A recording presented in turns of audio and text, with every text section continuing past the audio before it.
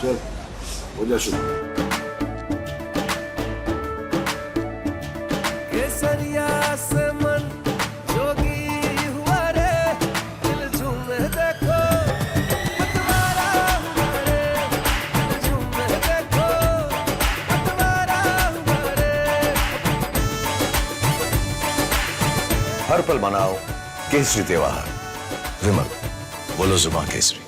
का होगा काशी में काशी विश्वनाथ धाम है, आज नए रूप में पूरी दुनिया को अपनी ओर आकर्षित कर रहा है। 500 वर्षों का इंतजार समाप्त करते हुए भगवान श्री राम लला को विराजमान करने का काम भी अयोध्या धाम में आदरणीय मोदी जी के नेतृत्व में संभव हो पाया है। का होगा काशी में काशी विश्वनाथ धाम है, आज नए रूप में पूरी दुनिया को अपनी ओर आकर्षित कर रहा है। तो अयोध्या में मर्यादा पुरुषोत्तम प्रभु श्री राम की पावन जन्मभूमि अयोध्या 500 वर्षों का इंतजार समाप्त करते हुए भगवान श्री राम लला को विराजमान करने का काम भी अयोध्या धाम में आदरणीय मोदी जी के नेतृत्व में संभव हो पाया है। और यह विंध्यवासिनी का धाम, जहां पे पहले नवरात्रि के दौरान लोग सशंकित रहते थे, पता नहीं कब क्या हो जाए। बहनों और भाइयों, आज विंध्यवासिनी धाम में भी मां विंध्यवासिनी का कॉरिडोर अंतिम यानी वो कार्य पूरा होने के अंतिम छोर में है और अब लाखों श्रद्धालु मां विंध्यवासिनी का दर्शन कर सकता है। रोपवे की सुविधा त्रिकोण में उपलब्ध हो रही है।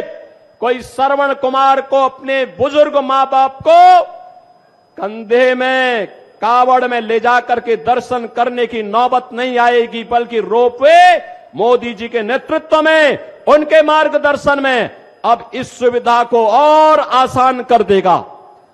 बहनों और भाइयों, विकास की यात्रा कोई सोचता था इस जनपद में और सोनभद्र जनपद में ही मेडिकल कॉलेज बनेगा, कोई सोचता था इस कमिश्नरी में विश्वविद्यालय बनेगा, कोई सोचता था यहां के गरीबों के मकान बन पाएंगे। आज लगभग अकेले मिर्जापुर जनपद में 1 लाख से अधिक गरीबों को मोदी जी ने सिर ढकने के लिए एक प्रधानमंत्री आवास उपलब्ध कराया है। और कोल जाति के लोगों को तो जनपद मिर्जापुर और सोनभद्र में 100% सिचुएशन के लक्ष्य को हर जनजाति समुदाय के लोगों को, चाहे वह गौड़ जाति का हो, चेरो हो, थारू हो, मुसहर हो, इन सबको 100% आवास से आच्छादित करने का कार्य आज प्रधानमंत्री मोदी जी के नेतृत्व में हुआ है। बहनों और भाइयों, ये मई का महीना है। याद करिए 2014 के पहले एक एक बूंद पानी के लिए यहां की आम जनता तरसती थी। आजादी के 70 वर्षों तक ये चलता रहा, लेकिन हम आभारी हैं मोदी जी के, जिन्होंने हर घर नल की योजना से आज मिर्जापुर और सोनभद्र को भी सिचुएट करने का काम किया है। और बहनों और भाइयों, इसीलिए हम कहने के लिए आए हैं, चुनाव के 6 चरण पूरे हो चुके हैं। 7वें चरण में आपको 1 जून को मतदान करना है। बहनों और भाइयों, मैं आपसे ये अपील करने के लिए आया हूं, देश की जो आवाज है, उत्तर, दक्षिण, पूरब, पश्चिम, कहीं भी हम जाते हैं, कश्मीर से लेके कन्याकुमारी तक, कामरूप से लेके कच्छ तक, एक ही आवाज है, एक ही स्वर है, एक ही नारा है, और वह है कि फिर एक बार और अब की बार 400 पार। तो 400 पार के इस अभियान में मिर्जापुर और रावर्सगंज में भी एनडीए के प्रत्याशी विजयी होने चाहिए। इस बात का आश्वासन मोदी जी को आज यहां की जनता जनार्दन की ओर से चाहिए।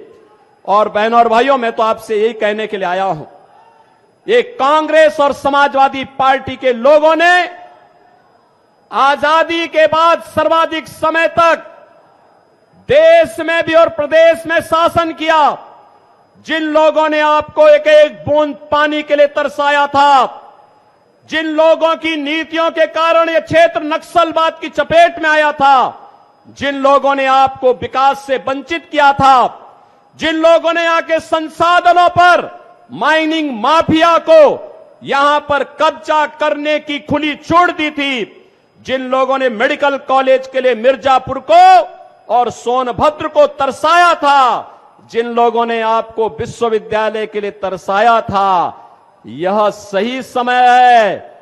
और मोदी जी जो कहते हैं कि यही समय है, सही समय है, उनको अपने वोट के लिए तरसाइए, उनको इस बात के लिए तरसाइए कि तुमने हमारी पीढ़ियों को खराब किया है, अब तुम्हें भारत की राजनीति से विदा करने के लिए मोदी जी के नेतृत्व में एनडीए कार्य करेगा, एक एक जनता जनार्दन कार्य करेगी। और इसी विश्वास के साथ हम आए हैं कि मिर्जापुर लोकसभा सीट पर केंद्रीय मंत्री श्रीमती अनुप्रिया पटेल जी को अपना दल इसने प्रत्याशी बनाया है। और मोदी जी अपना आशीर्वाद और समर्थन के साथ ही आप सबसे आह्वान करने के लिए आए हैं कि आपका आशीर्वाद तीसरी बार अनुप्रिया जी को प्राप्त हो। रावणसगंज लोकसभा सीट पर श्रीमती रिंकी कौल को अपना दल ने प्रत्याशी बनाया है। प्रधानमंत्री जी अपना आशीर्वाद देने और आपसे प्रत्याशी के लिए आशीर्वाद मांगने के लिए आज यहां पर आए हैं। और आप सबसे हमारी अपील है कि यहां का जो चुनाव चिन्ह है कप प्लेट है, कप प्लेट पर जो भी वोट इन दोनों सीट पर मिर्जापुर और रावणसगंज पर पड़ेगा, यह सीधे मोदी जी के पास जाएगा, मोदी जी की ताकत को दिल्ली में बढ़ाएगा। और दुगदी उपचुनाव में भारतीय जनता पार्टी ने श्री श्रवण कुमार गौड़ को कमल चुनाव चिन्ह के साथ अपना प्रत्याशी बना करके उतारा है। मेरी आप सबसे अपील है, दुगदी उपचुनाव में श्रवण कुमार गौड़ को भी भारी बहुमत से विजयी बना करके विकास के साथ विरासत के इस अभियान को आगे बढ़ाने के क्रम में आप फिर एक बार 400 पार के इस लक्ष्य के साथ आगे बढ़ेंगे। मैं एक बार आप सभी मिर्जापुर और सोनभद्र वासियों की ओर से आदरणीय प्रधानमंत्री जी का यहां पर मां विंध्यवासिनी की इस पावन धरा पर हृदय से स्वागत करता हूं, अभिनंदन करता हूं। धन्यवाद। जय हिंद, जय श्री राम।